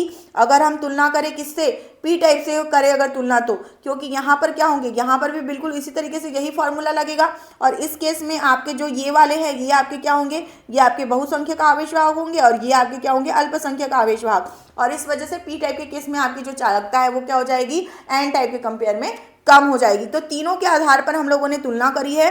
क्योंकि ये 3 नंबर का सवाल तो प्रॉपर अच्छे तरीके से आप इसको जो है शब्दों में लिख करके एक्सप्लेन करेंगे, कॉन्सेप्ट मैंने आप लोगों को समझा दिया है, आप अच्छे से इसका उत्तर लिखेंगे यही उम्मीद करूंगी मैं आप लोगों से।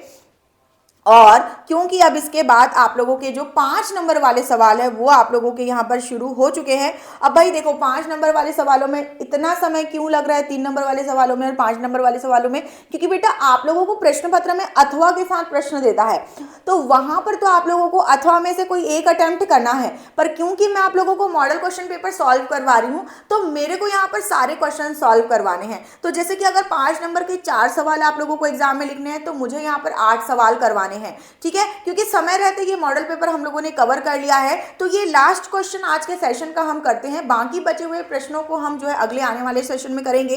एक बार हम यहाँ पर देख लेते हैं प्रश्न में क्या पूछा है, बंधन ऊर्जा प्रति न्यूक्लियॉन का द्रव्यमान संख्या के साथ परिवर्तन को हम लोगों को क्या करना है, यहाँ पर दर्शाना है। देखो ये काफी इंपॉर्टेंट है आपका, इसके आधार पर निम्नलिखित को क्या करना है, आप लोगों को स्पष्ट करना है, नाभिकीय विखंडन, नाभिकीय संलयन और क्या, नाभिकीय ऊर्जा को।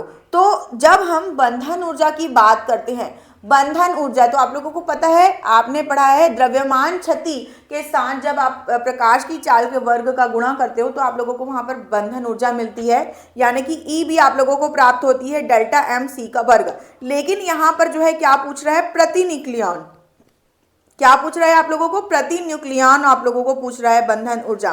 तो इसको कैसे आप दर्शाएंगे, इसको आप दर्शाना है और इसके बाद आप लोगों को नाभिकीय विखंडन, नाभिकीय संलयन और नाभिकीय ऊर्जा को स्पष्ट करना है। तो बेटा आप लोगों को इसको दर्शाने के लिए एक बहुत इंपॉर्टेंट ग्राफ है, अगर आप लोगों ने ध्यान दिया होगा तो काफी बच्चों की जो सेकेंड पार्ट की फिजिक्स है वो अच्छी नहीं है, जहां तक कि मैं जान रही हूं, जिन बच्चों से मैं कनेक्टेड हूं, और कई बच्चों ने तो काफ़ी अच्छी, कई बच्चों ने तो सेकंड पार्ट की फिजिक्स पढ़ी भी नहीं है। तो बेटा बिल्कुल भी गलती मत करना, ये क्वेश्चन बहुत अच्छे से समझ लो, मैं आप लोगों को यहाँ पर समझा देती हूँ, बहुत मोस्ट इंपॉर्टेंट क्वेश्चन है ये। ठीक है, अब यहाँ पर क्या बोला है कि बंधन ऊर्जा प्रति न्यूक्लियॉन की द्रव्यमान संख्या के साथ परिवर्तन को दर्शाने के लिए हमको क्या करना पड़ता है, ये बंधन ऊर्जा वक्र का उपयोग करना पड़ता है। मतलब यहाँ पर जो आप लोगों को डायग्राम में दिया है, ये डायग्राम में आप लोगों को जो दिया है ये क्या है, बंधन ऊर्जा वक्र, क्या है, बंधन ऊर्जा वक्र। तो हम क्या कर रहे हैं, बंधन ऊर्जा का प्रति न्यूक्लियॉन बंधन ऊर्जा को प्रदर्शित करने के लिए द्रव्यमान संख्या के साथ इसका किस तरीके से परिवर्तन हो रहा है, मतलब कि यहाँ पर जो आपका दिया हुआ है ये आपकी क्या है, ये आपकी द्रव्यमान संख्या है, और यहाँ पर जो आप लोगों को दिया है ये क्या है, आपकी प्रति न्यूक्लियॉन बंधन ऊर्जा। तो बंधन ऊर्जा और द्रव्यमान संख्या के साथ जो इनका वक्र है वो आप लोगों को यहाँ पर बताया गया है। अब देखो, आप आवर्त सारणी पढ़ते होगे तो आवर्त सारणी में जैसे कि आप बहुत सारे तत्व पढ़ते हो, जैसे हाइड्रोजन और हीलियम जो हो गए आपके छोटे परमाणु क्रमांक वाले तत्व हैं, और जैसे अगर आप यूरेनियम 235 की अगर बात करेंगे तो बड़े परमाणु क्रमांक वाले जो तत्व हैं। धीरे धीरे आपकी जो है मतलब कि आवर्त सारणी में परमाणु क्रमांक की संख्या के आधार पर उनको बनाया गया है। और उसी तरीके से यहाँ पर अगर आप देखेंगे तो जो हल्के नाभिक है ना, इनके लिए जो प्रतिन्यूक्लियॉन बंधन ऊर्जा होती है वो क्या होती है, कम होती है। तो यहाँ पर आप देख पा रहे हैं ये हाइड्रोजन और हीलियम जो आप लोगों को दिया हुआ है, या फिर लिथियम नाइट्रोजन वगैरह जो दिया हुआ है, इनके लिए आप लोगों को यहाँ पर बंधन ऊर्जा बताई गई है द्रव्यमान संख्या के आधार पर। क्योंकि देखो, हाइड्रोजन के लिए द्रव्यमान संख्या क्या होती है, 2, हीलियम के लिए द्रव्यमान संख्या क्या होती है, 4। हम यहाँ पर परमाणु क्रमांक की नहीं बल्कि द्रव्यमान संख्या के आधार पर यहाँ पर वक्र बना रहे हैं, ठीक।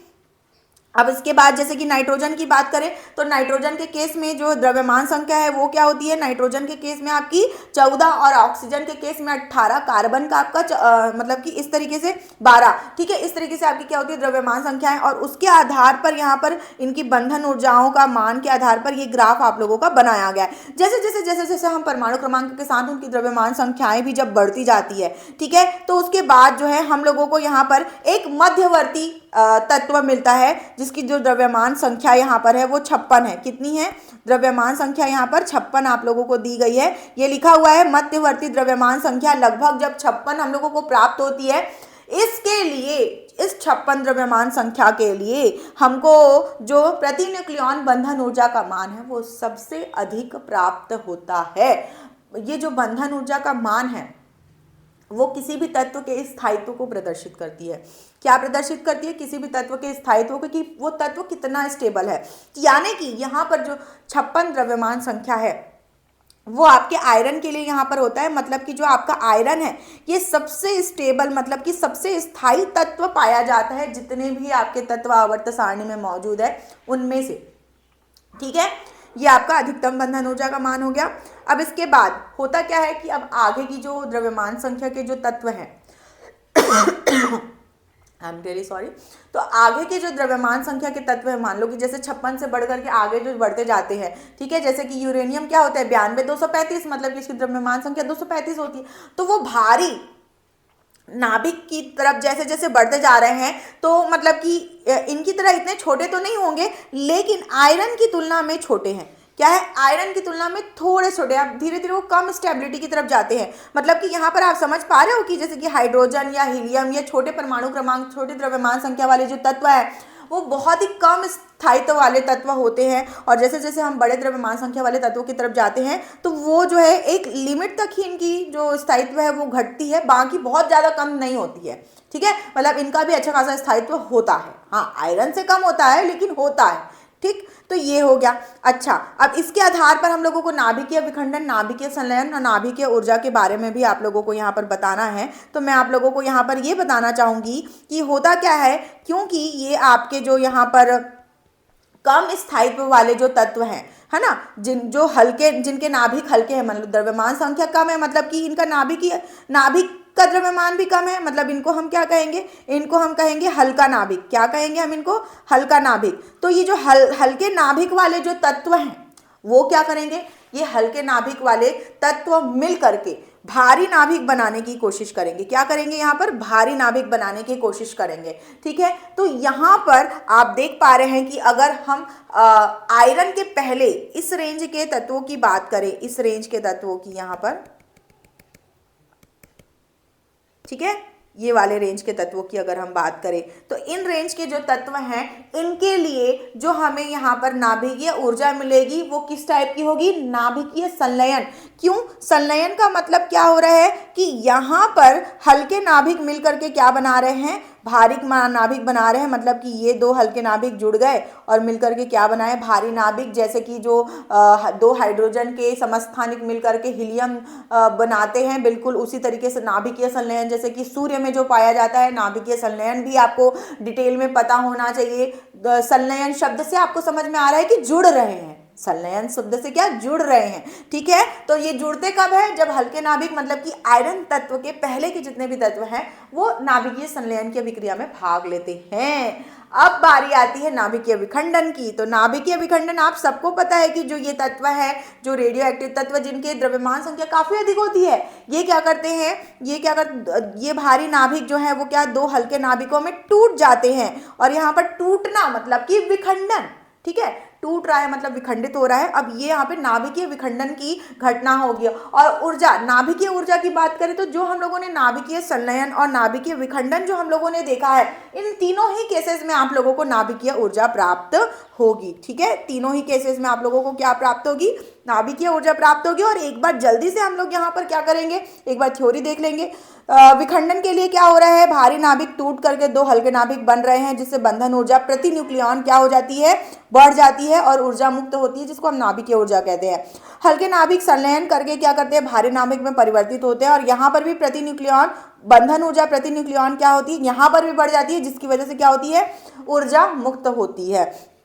नाभिकीय विखंडन और संलयन दोनों ही प्रक्रियाओं में जो ऊर्जा मुक्त हो रही है उसी को हम क्या कह रहे हैं, नाभिकीय ऊर्जा कह रहे हैं। अब इसका जो यूज है ऊर्जा विद्युत उत्पादन और बहुत सारे उद्देश्यों के लिए किया जा सकता है, पर नाभिकीय संलयन काफी ज्यादा खतरनाक होता है। उसके लिए बहुत अधिक उच्च ताप और उच्च दाब की आवश्यकता होती है, जो कि हम यहाँ पर प्रैक्टिकली क्रिएट नहीं कर सकते हैं। और सूर्य में ही वो मतलब कि कहना चाहिए कि जो मतलब कहना चाहिए नेचुरली, हाँ नेचुरली वहां पर मौजूद है, इसलिए वहां पर जो है नाभिकीय संलयन की अभिक्रिया हो पाती है। बाकी नाभिकीय विखंडन के आधार पर ही आपके जो नाभिकीय रिएक्टर्स हैं या फिर बहुत सारी चीजें हैं, उन सारी चीजों को मतलब उन सारी चीजों में ये कॉन्सेप्ट का इस्तेमाल किया जाता है। तो नाभिकीय विखंडन के आधार पर रिसर्च एंड ऑल चीजें होती है, बट संलयन के बारे में उतना कोई ध्यान नहीं देता है, बस इसीलिए क्योंकि वो मतलब प्रैक्टिकली संभव नहीं है, खतरनाक भी है बहुत ज्यादा, सीधी सी बात करें तो ये वाली बात हो गई, ठीक है। तो आगे भी काफी सारे प्रश्न हैं, 5 नंबर के सवाल हमारे, जिनका यहाँ पर हम लोगों को सॉल्यूशन देखना है। तो आगे के कुछ प्रश्न हैं, इनको जो है हम नेक्स्ट क्लास में जो है कंसिडर करेंगे। ज़्यादा समय नहीं लगेगा क्योंकि यहाँ पर आगे के जो प्रश्न हैं उनकी संख्या भी बहुत ज़्यादा नहीं है, लेकिन क्योंकि काफ़ी समय अभी हो चुका है तो इसलिए इस वीडियो को, इस सेशन को यहीं पर समाप्त करना चाहूँगी। जाने से पहले चैनल को सब्सक्राइब करना और बेल आइकॉन हिट करना बिल्कुल भी नहीं भूलेंगे, और ज़्यादा से ज़्यादा दोस्तों को इस वीडियो की लिंक जरूर शेयर करेंगे जो बच्चे क्लास 12th की तैयारी कर रहे हैं, उन सभी बच्चों के लिए। और हाँ जी, अगर आपके संपर्क में क्लास 11, 10th या 9th के बच्चे, तो उनको भी आप ये लिंक शेयर करते जाइए, क्योंकि अभी सबसे नजदीक 12th के बच्चों का एग्जाम है, इसलिए आपको क्लास 12 की वीडियोस मिल रही है। जल्द ही आप लोगों को क्लास 11 की वीडियोस भी मिलनी शुरू हो जाएगी, और इसलिए आपको चैनल को सब्सक्राइब करना बहुत जरूरी है। नीचे कॉमेंट सेक्शन में लिख करके जरूर बताएंगे अगला वीडियो आपको किन टॉपिक्स पर चाहिए। जो भी टॉपिक्स आपको चाहिए, जो भी टॉपिक आपके वीक है, उसके लिए आप जरूर आप मुझसे पूछ सकते हैं, या फिर आप मुझसे डायरेक्ट व्हाट्सएप पर भी कनेक्ट हो सकते हैं। और व्हाट्सएप में कनेक्ट होकर के आप मुझे डायरेक्ट कनेक्ट करके आप मैसेजेस करके आप अपने डाउट्स क्लियर कर सकते हैं, डाउट्स के क्वेश्चंस मुझे आप भेज सकते हैं। तो ये सारी चीजों के लिए मैं आप लोगों को मेंटरशिप प्रोवाइड करती हूँ, राइट। तो इसी के साथ आज का सेशन यहीं पर एंड होता है। नेक्स्ट सेशन में हम मिलेंगे, और तब तक के लिए बाय बच्चों।